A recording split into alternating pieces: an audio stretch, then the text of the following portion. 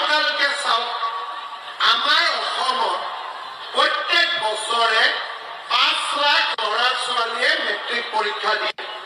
3 লাখ পাছ কৰে কিন্তু কলেজত এডমিশ্যন ল'ব ইমান সুবিধা নাপায় কিয় নাপায় কলেজত নামভৰ্তি বিনামূলীয়া কিন্তু নামভৰ্তি কৰোঁতে তাক খৰচ দিব লাগে অহা যোৱা কৰিব লাগে কিতাপ কিনিব লাগে সেইকাৰণে এইবাৰ আমি ভাবিছোঁ যে বেটাটো দেউতাক মাকে পঢ়াওক বুজি পালে যে ঘৰত যিটো ল'ৰা আছে ল'ৰাটোক দেউতাক মাকে পঢ়াব আৰু ঘৰত যিটো ছোৱালী আছে তাক মামাই পঢ়াব হ'ব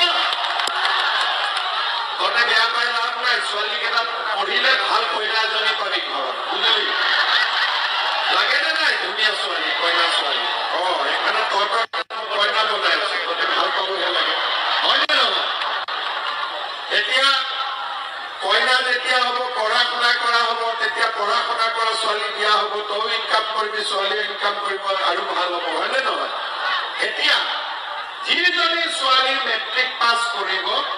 কলেজত এডমিশ্যন লোৱাৰ লগে লগে তাইক আমি বছৰি 10,000 টকা বেংকৰ একাউণ্টত সোমাই দিম হ'ব আৰু যিজনী ছোৱালী ডিগ্ৰীত নাম লগাব তাইক 12,500 টকা সোমাই দিম আৰু যোনে বিশ্ববিদ্যালয়ত পঢ়িব সেই ছোৱালীজনীক 25,000 টকা আমি বেংক একাউণ্টত এতিয়া আপোনালোকে চিন্তা কৰক সেইকাৰণে মই কৈছো 2টা বাচ্চা হ'লে ভাল 4টা হ'লে কষ্ট মোৰ হ'ব সেইকাৰণে 2টাত থাকিলে সকলো